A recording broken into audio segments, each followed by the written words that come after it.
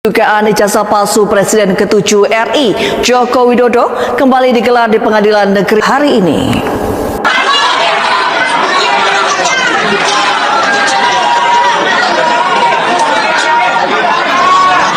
Sidang belum selesai. Jokowi dan anak-anaknya masih terima pensiun dari negara ini. Rakyat Indonesia berhak untuk menanyakan ijazahnya. Benar atau tidak salah? Karena itu modal dasar untuk menikmati hasil dari negara atas nama rakyat. Mungkin Dewan Pengawas dan Antara juga ya. Iya. Sepanjang dia masih terima gaji, berhak rakyat bertanya. Layak tidak dia pantas dulu di situ. Ijazahnya benar atau salah? Oke. Setiap skripsi tentu ada tanda tangan pembimbing, minimal pembimbing utama, betul ya? Ya. Pertanyaan saya, bisa tidak sebuah skripsi itu tidak ada tanda tangan pembimbing dan dia dinyatakan lulus sebagai insinyur? Tidak ada pembimbing. Iya, tidak ada pembimbing. Tidak bisa. Tidak bisa. Berarti pertanyaan Anda, perjawaban Anda sama dengan Kanjeng Pangeran Haryo Bagas, ya, PhD, itu beliau mengatakan seperti itu. Jadi di UGM tidak mungkin skripsi kosong itu bisa lulus sarjana, apapun sarjananya. Kalau artinya di sini berarti Bapak meyakini bahwa Joko Widodo yang KKN di Ketoyan 85 tahun 85 itu adalah Pak Jokowi yang Presiden ke-7 Indonesia itu ya tadi ya? Panggilan si cek ini Pak, mungkin bisa diceritakan Bapak Ibu. Saya hanya ikut-ikutan teman-temannya kalau manggil cek. Jadi untuk lawak-lawaknya, tentunya saya juga tidak berani panggil orang. Kita bukan teman ya, jadi hanya batas. Jadi hanya dengar saja. Cek. Dan satunya Mbak Ana, satunya Mbak Ece, satunya Ecot. Ecot itu namanya juga nggak tahu sampai sekarang. Bagaimana bisa dijelaskan panggilan cek itu seperti apa?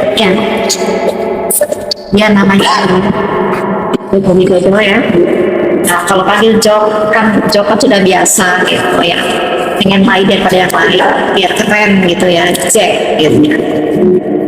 Kami berempat yang memanggil Joko Widodo adalah cek, benar-benar cek, bukan yang lain. Dari itu awal dari situ nama ceknya ya. Dipanggil situ ya. Sebelumnya belum pernah. Ya selama KKN kita kan mungkin ada kedekatan ya. Jadi kita untuk Mas Eko itu Mas Ecot gitu. Oh cek, kita kan Pak Jokowi itu cek. Pak Jokowi gimana kalau Pak dipanggil cek itu responnya? Oh positif. Suka gitu. Oh suka. Jadi kalau hari ini diputuskan telah terbukti ijazahnya palsu karena apa? Ada yang bersaksi bahwa yang ada di ijazah itu berbeda dengan orang yang dia lihat. Jadi begitu.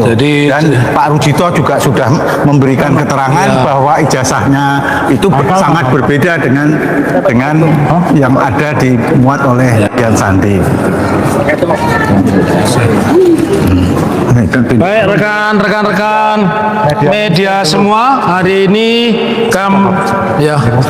Oke, silakan teman-teman dari Kompas, dari iNews, CNN ya.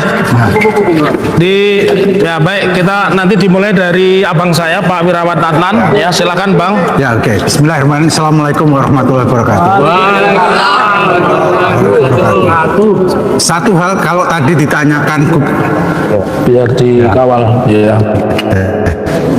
Oke, gugatan si LSI yang ke-1 ingin membuktikan apakah ijazah yang dimuat oleh Dian Sandi itu asli atau palsu. Hari ini telah memperoleh jawabannya. Apabila tidak ada saksi lain, itu hari ini telah memperoleh jawabannya bahwa ternyata itu palsu. Karena apa?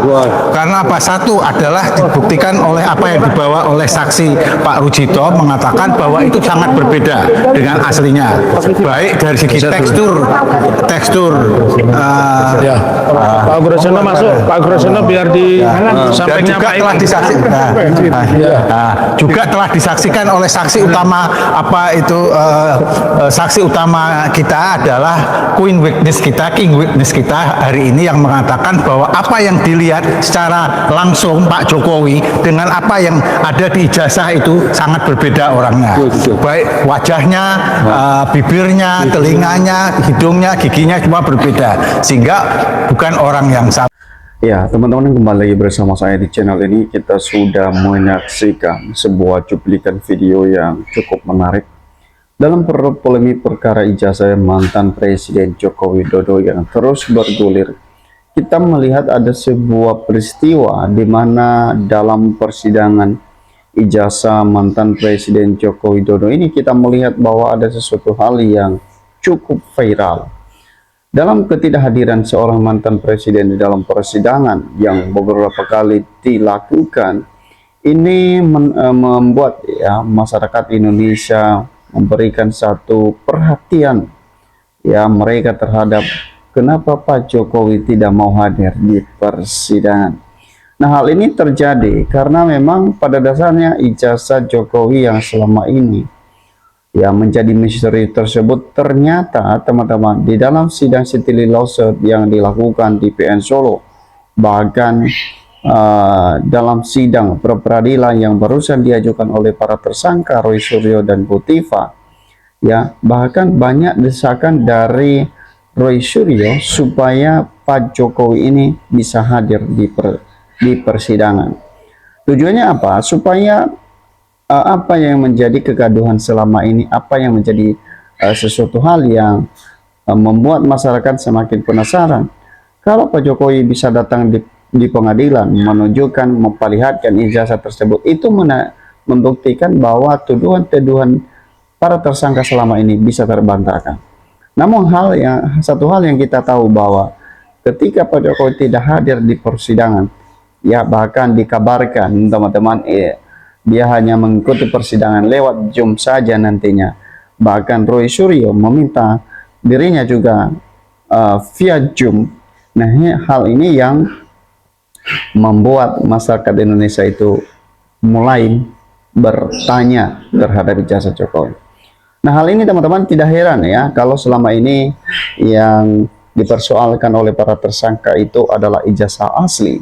Ya mestinya Pak Jokowi harus menjawab dengan ijazah asli, bukan fotokopi, bahkan bukan yang diposting oleh Dia Sane, dan bukan juga yang dikeluarkan oleh lembaga-lembaga resmi seperti KPU DKI dan KPU Solo, bahkan KPU RI teman-teman. Yang diminta adalah yang pertama ijazah asli.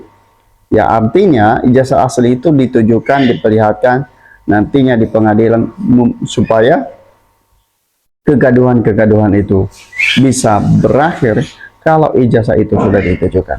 Teman-teman, coba kita langsung lihat komentar di bawah ini, tanggapan netizen ketidakhadiran Pak Jokowi di dalam persidangan, baik dari sidang Siti Lawsuit yang dilakukan di PN Solo, dan begitu juga dengan sidang peradilan yang diajukan oleh Roy Suryo terhadap keberangkatan dirinya terhadap penangkapan yang dilakukan oleh penyidik Polda Metro Jaya. Nah, jadi teman-teman dikatakan bahwa sejak awal Solo sudah menipu karena dia memang disiapkan untuk merusak Indonesia. Ayo tutaskan kasus ijazah palsu, siapapun yang melanggar hukum harus diadili. Nah, yang bohong dan nutupi kalau terbukti hukum berat, ya. Dan mantap bongkar habis-habisan biar jelas. Saksi palsu bisa diperkarakan. Dan betul polisi harus digugat juga karena melindungi kejahatan. Ya, mantap dan keributan di sidang. Ayo tolonglah jangan orang-orang yang berjuang demi kebenaran. Udah biar yang menghakimi Jokowi biar cepat selesai. Semua ada akhirnya, yang berbuat jahat pasti musnah walaupun tidak secara langsung. Yang paling menanggung dosa itu mereka tahu kebohongan tapi pura-pura tidak tahu. Hukum seumur hidup ya di Nusa Kambangan. Kalau ijazah fiktif, Jokowi adalah peperangan antara rakyat Indonesia melawan barisan London, Iran, dan semoga Allah menunjukkan kebenaran ya, bermanuver kalian bertolong menolong dan kebohongan bisa kalian menang. Tapi ingat, cepat lambat semua akan terbalaskan.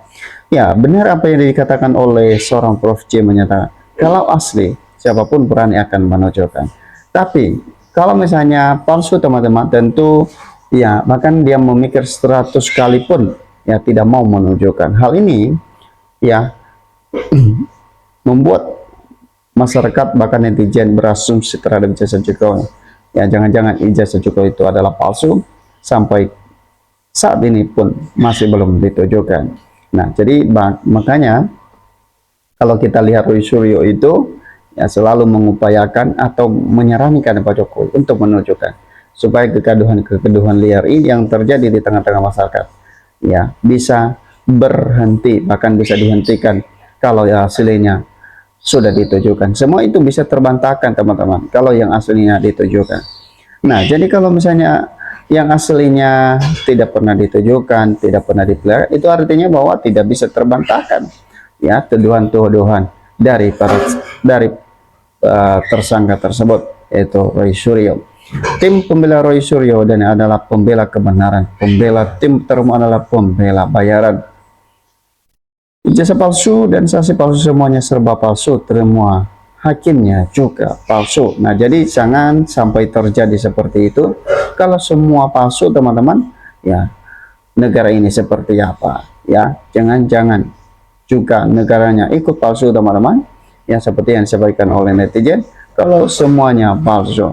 Nah, kita berharap bahwa penegakan hukum dalam hal ini harus bersikap tegas untuk menegakkan keadilan, menunjukkan bahwa ya hukum di atas segala-galanya, supaya penegakan hukum mampu ya mewujudkan dan mengutamakan yang namanya ajas-ajas kemanusiaan dan mengutamakan hukum di atas segala-galanya. Itu wujud dari bagaimana penegakan hukum itu yang mengutamakan keadilan bagi seluruh rakyat Indonesia. Nah, jadi teman-teman, bagaimana menurut Anda, tanggapan Anda? Sampai ketemu di postingan.